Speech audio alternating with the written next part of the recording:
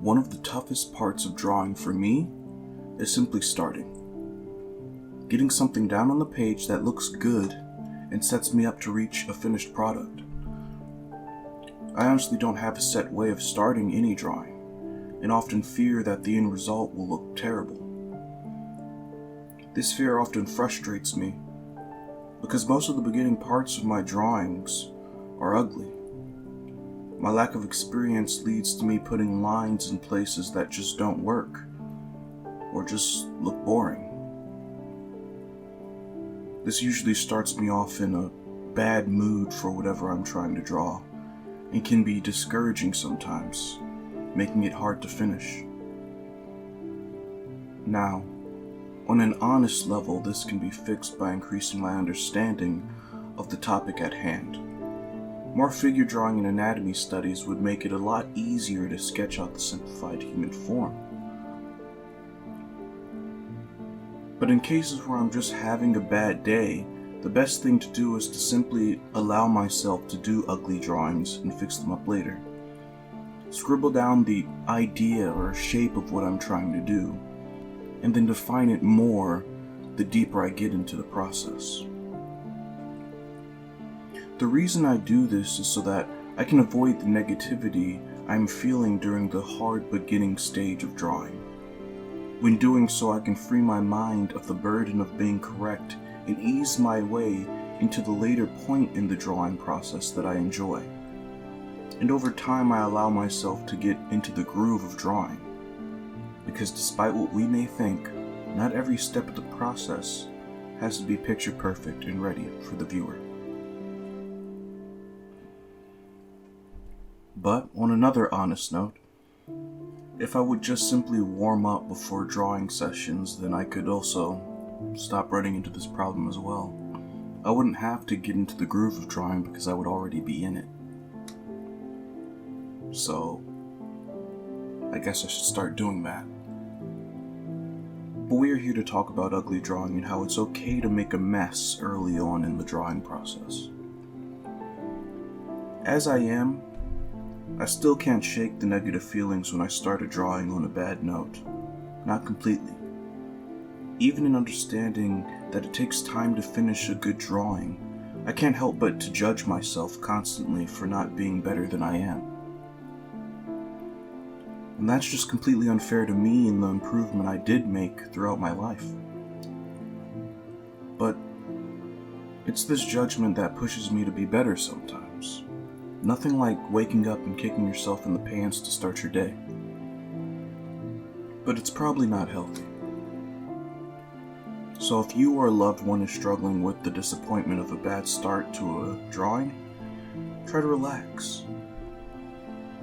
The frustration can be pushed through the longer you draw. After all, there is a reason you love what you do, right? So hold on to that, and let it carry you to the finish.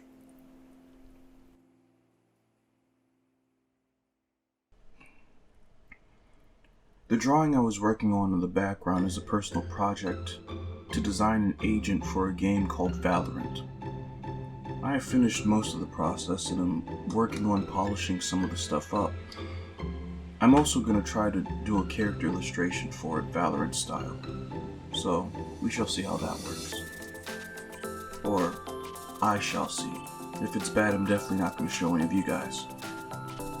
But, like I said before, I hope this video was helpful to at least one of you.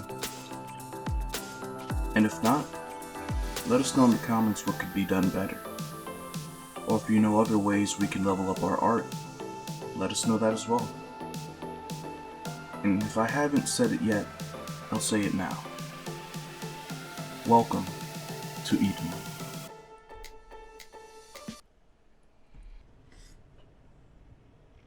Okay, wait. I'm not done yet. I've realized that when I write these scripts that I've been doing, that I do a lot of talking, but don't really go into explaining some of the things I'm talking about. So in this case, I thought I'd go a little bit off script and give you guys a step-by-step analysis of what I do to push my way through a bad drawing session. So the first step is to just relax. If you're anything like me, and you've been pushing out bad drawings back to back for a while, you're frustrated. You're sad, maybe. And you don't want to continue drawing. Or at least you don't want to continue making bad drawings. But the thing is, when you're in this state of mind, you are going to continue making bad drawings, at least I do, because you're not fully there yet. Your mind's distracted by all the failures that you've recently accumulated, and you can't see yourself being any better than you have been due to those drawings. So you just want to step back from your screen or your sketchbook that you've been drawing on, and you want to just sit back and think for a bit. Allow yourself to lose that frustration so that you can come back more focused and ready to push out good drawings. And that's part of step 2, to understand and to reapproach. In this phase, you want to have an understanding that you're currently making bad drawings, and moving forward, you might continue to do so, unless you feel that you're warmed up by now. But in the cases of you making those bad drawings instead, you don't want to allow it to frustrate you, and instead you want to figure out how you can turn those bad drawings into something that you understand and can help you push forward to the next steps of your drawing phase. Okay, now step 3, scribble and use shapes. Allow yourself to just freely move across the page, making shapes and lines that have the abstract idea of what you're trying to draw. Just give it the basic shape so that you understand where you're going with this. You know where things are going to be placed, even if it's not completely accurate to the anatomy or the perspective that you're trying to do. These beginning stages are for you as the artist to understand so that you can move forward in your art process. No one has to see these, and they don't have to be amazing and ready for presentation. After that, step 4. You want to refine and translate. This, for some people, can be the final stage, but for me personally, I use it as another sketching stage. Now I use all the things I know about anatomy or perspective, and I draw them on top of the rough sketch that I did, translating it into a more accurate drawing and closer to what I want to make. At this point, you should be warmed up by now, and hopefully your frustrations are gone. So now you can actually access all the drawing knowledge that you have based on all the things you've done before, and you can apply them on this stage to create a piece that you can be proud of. After that is step 5, the cleanup. If you've been making as much of a mess as I do when I draw, then the drawing's probably too messy to call finish. And even if you turn off a few layers, there might be some stuff that you want to add, final details, even color. This is the stage where you do that.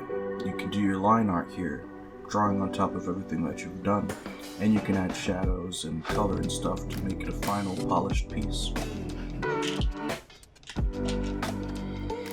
But if all this is still not more your style, then warming up before drawing should be something you do as well.